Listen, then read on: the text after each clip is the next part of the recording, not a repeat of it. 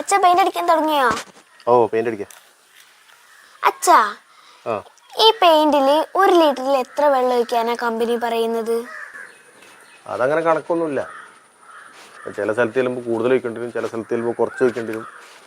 1 litre പെയിന്റിക്ക് company എത്ര വെള്ളമാണ് ഒഴിക്കാൻ പറയുന്നത് ഞാൻ ചോദിച്ചത്. അത് കുഴപ്പമൊന്നുമില്ല, അത് എത്ര വെള്ളം വേണേലും ഒഴിക്കാം. എനിക്ക് അറിയായിട്ടൊന്നുമല്ല. എന്നാ അച്ഛന്ന് പറയും. അച്ഛൻ 8-10 വർഷമല്ലേ ഇത് തുടങ്ങിയിട്ട്, എന്നിട്ട് കമ്പനി എത്ര വെള്ളമാണ് ഒഴിക്കാൻ പറയുന്നത് ഇതുവരെയായിട്ട് അച്ഛക്ക് അറിയൂല? ഇതിന്റെ ഉത്തരം കറക്റ്റ് ആണെങ്കിൽ ഞാൻ 500 റുപ്യ അച്ഛക്ക് തരും, ഇല്ലെങ്കിൽ എനിക്ക് തരേണ്ടി വരും 500 റുപ്യ. അച്ഛാ ഞാൻ ഇപ്പം വരെ എന്നെ തക്കൂടെ വിളിക്കുന്നുണ്ട്.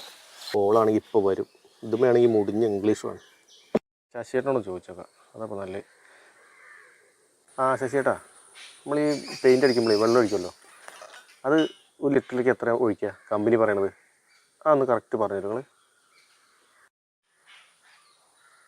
ശശിയേട്ടൻ്റെ മറുപടി വന്നല്ലോ.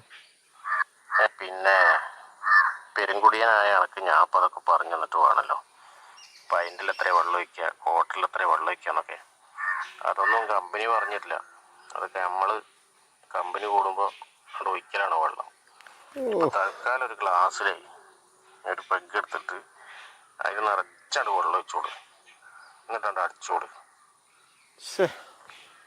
പെയിൻറ്റിൻ്റെ കാര്യം പറയുമ്പോൾ പൈൻറ്റിൻ്റെ കാര്യം പറഞ്ഞു. കിട്ടിയോ? പിന്നെ ഈ പൈസ ജി വെച്ചോട്ടോ. എന്നോട് ഇങ്ങനെ ഒരു ചോദ്യം ചോദിച്ച കാര്യം ഒരാളോടും പറയരുത്.